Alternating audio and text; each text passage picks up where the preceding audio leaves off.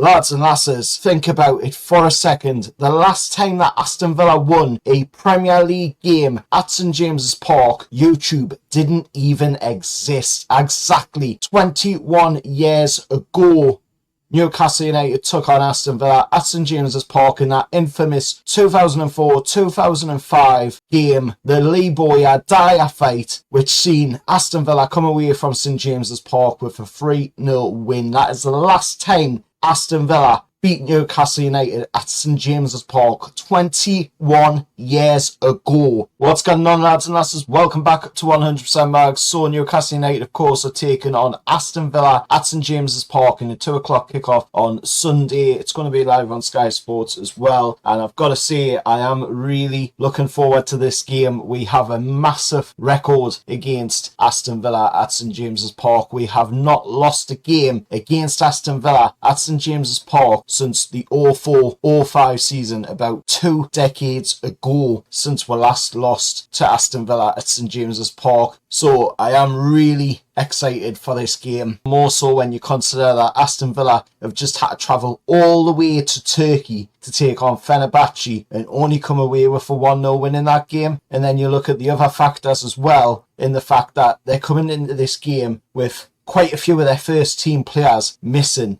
There's going to be no Emilio Martinez, there's going to be no Ross Barkley, there's going to be no Camera, there's going to be no John McGinn, who is always a nuisance when we play Aston Villa. He's always trying to hack at ankles and take players out and be a worky ticket in the match. So he's not going to be available for that. So that is a massive thing to see. And then, of course, they're going to be without the likes of Alisson as well.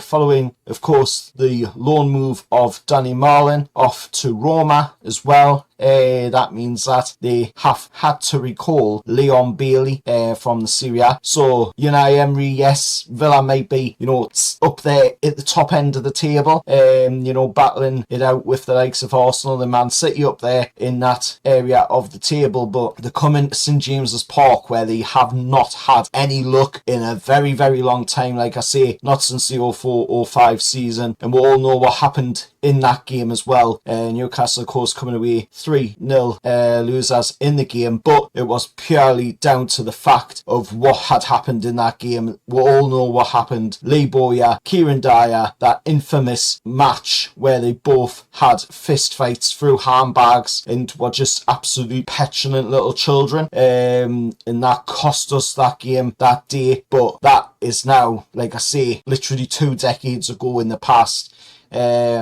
Since that happened, and since then we've went on an unbeaten run of 17 games, winning against Aston Villa. So that is huge thing to have in the back pocket coming into this one against a Villa side that are sitting pretty high in the league. But if we win this game, we're right into that top 4 conversation, and we're right into the Champions League spots as well. Looking at, of course, the news for us Newcastle United fans coming into the game, of course, Tino Livramento is still confirmed as an absentee, along with the likes of Fabian Shaw, Emil Kraft and Jamal Lascelles. There was a little bit of a worry as well in the fact that, coming into this game, we played PSV in midweek. We won the game, of course, at St James's against them, but there was the worry of seeing Bruno going off, of course, which didn't look great. He looked to have a problem with his ankle, but Eddie's been speaking in the press conference today,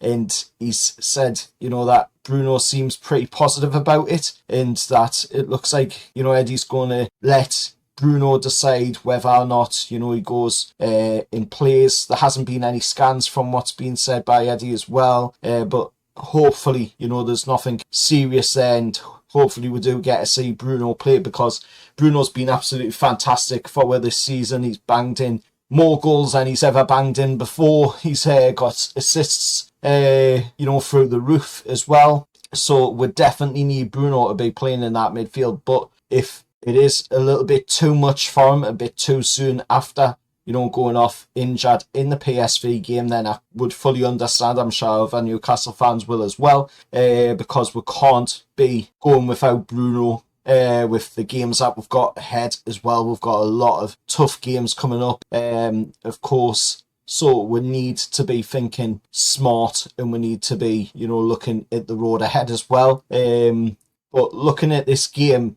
that is a massive positive that we, haven't lost to Aston Villa in all that time. Looking at the officials going into the game, of course, it's Jared Gillette as the referee for the game. However, this is his second Magpies appointment of the season, previously overseeing, of course, the 2-1 home defeat to Arsenal. And we all know what he did in that game. We all know how he officiated that game. And I'm still pissed now, to be honest, with the way he officiated that game. So let's just hope that he doesn't have to get too involved in this game on Sunday, because, we don't want a repeat of what happened in that Arsenal game. And then on VAR, John Brooks, of course. So again, it is, a Scouse contingent, that Northwest contingent, presiding over our game. We've been seeing that a lot this season. But, I'm not too pleased about that officiating team, to be honest, because they're both not the best out there. And to be honest, is there really a good referee or good VAR these days in the Premier League? Not really, in my opinion. But like I say, we've done really well over the past 2 decades now against Aston Villa at St James's Park, and some big wins in there as well. I think it's like 13-1 or something like that on aggregate, so it's a pretty huge aggregate score in our favour. We've just banged in goals for fun. I mean, the 2011 season seen we'll win 6-0 against them. The 21-22 season seen we'll win 1-0.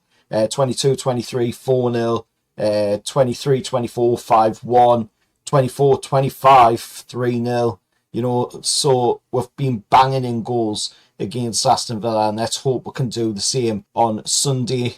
We've got an unbeaten run on the line, home dominance stretching back literally 2 decades, and Villa coming off the back of a European duty and missing some key players, having to travel all the way to Turkey on Thursday night as well when we were playing on the Wednesday night. So we've got that extra day's advantage of rest over Aston Villa as well. There's a lot going in our favour, so we must go into this game with that right mentality to come away with the 3 points and push ourselves up into that top 4 conversation come the final whistle on Sunday. Let us know your thoughts down in the comments below. As always, remember to like, share, subscribe to the channel.